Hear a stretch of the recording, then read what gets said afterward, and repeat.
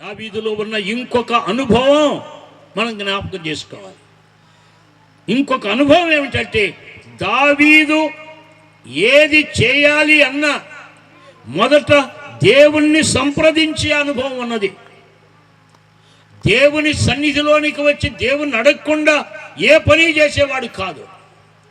మనం వర్ధిల్లలేకపోవటానికి కారణం ఏంటంటే, మన సొంత ఆలోచనలతోటి, మన సొంత తలంపులతోటి, ఏదో మన సొంత జ్ఞానముతోటి ఏదో చేసి వర్ధిల్లుదాం అనుకుంటున్నాం, నష్టాల పాలైపోతున్నాం, కష్టాల పాలైపోతున్నాం.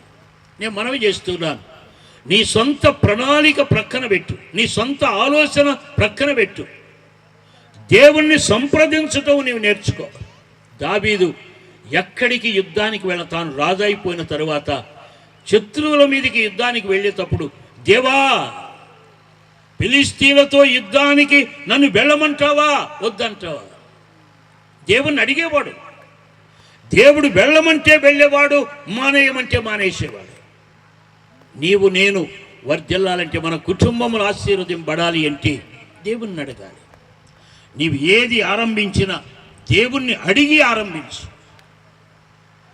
దేవుని చిత్తాన్ని తెలుసుకో. అందుకే బైబిల్ ఏం చెబుతుందంటే, దేవుని చిత్తమును జరిగించువాడు నిరంతరము నిలుస్తాడు. అంటే అర్థమేంటి? నీవు ఏది ఆరంభిస్తున్నా దేవుని చిత్తమేమిటో నీవు తెలుసుకోవాలి, దేవుని సంప్రదించాలి, దేవునితో సహవాసం చేయాలి. దేవునితో సహవాసం చేసేవారికి దేవుని చిత్తము తెలిసిద్ది, లేకపోతే తెలియదు. ఉన్నదా అనుభవం?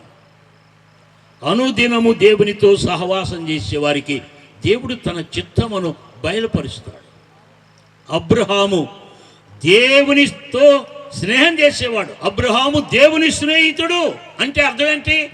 దేవునితో సహవాసం చేసే వ్యక్తి. అందుకని దేవుడు ఏది చేయబోతూ ఉన్నా అబ్రహాముకు తెలియజేయాలి అని ఆయన ఆశపడ్డాడు. నీవు నేను దేవుని చిత్తములో ఉంటే దేవుడు సమస్తము మనకు తెలియజేస్తాడు. దేవుని చిత్తములో లేకుండా, దేవుని సహవాసములో లేకుండా ఉంటే జీవితాల్లో నష్టపోతాము అనే విషయాన్ని గ్రహించాలి. ఈ రాత్రి ప్రతి కుటుంబం ఆశీర్వదింపబడాలి అని దేవుడు కోరుతున్నాడు. ప్రతి కుటుంబం వర్ధిల్లాలి అని దేవుని ఉద్దేశం. ఈ రాత్రి ఈ సందేశం నీ కోసమే.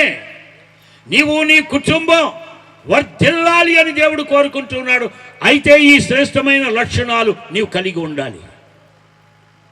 నీవు ఏది చేస్తున్న ప్రార్థనలో దేవునితో సహవాసము చేసి ఆరంభించు.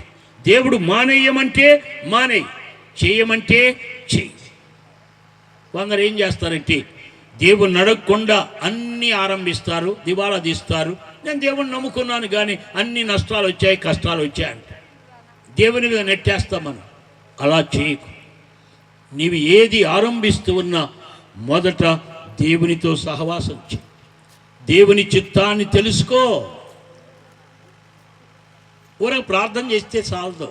పరలోకమందు నీ చిత్తము నెరవేరినట్లు భూమి మీద నెరవేరునుగా కానీ ప్రార్థన చేయటం కాదు. దేవునితో సహవాసము చేసి ఆ విషయాన్ని దేవుని యొద్ద నుండి పొందాలి. దావీదులో ఉన్న అనుభవం అది. అందుకే దావీదు వర్ధిల్లాడు.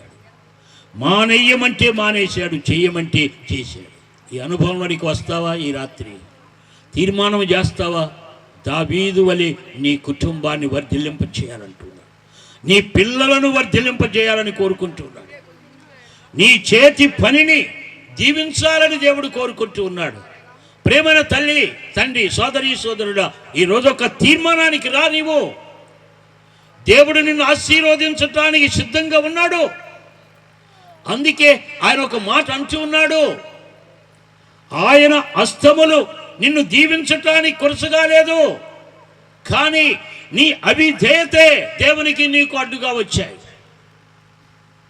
నిన్ను, నన్ను, ప్రతి కుటుంబాన్ని దేవుడు దీవించాలని ఆశపడుతున్నాడు. ఈ రాత్రి నీ కుటుంబంలో శాంతి లేక, నెమ్మది లేక, సమాధానం లేక, అప్పుల పాలుతోటి బాధపడుతూ ఉన్నావా?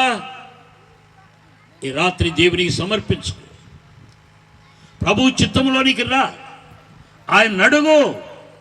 అడగండి, నేను మీకు ఇస్తానని ప్రభువే వాగ్దానం చేసి ప్రతి విషయాన్ని దేవుని దగ్గర అడగటం నేర్చుకో. దేవుడు తప్పక సహాయం చేస్తాడనే విషయము ఈరోజు మర్చిపోదు. ఎన్ని శ్రేష్టమైన అనుభవాలు దావీదులో ఉన్నాయి. దావీదు వర్ధిల్లాడు. కానీ మీరు సౌలు జీవితాన్ని చూడండి.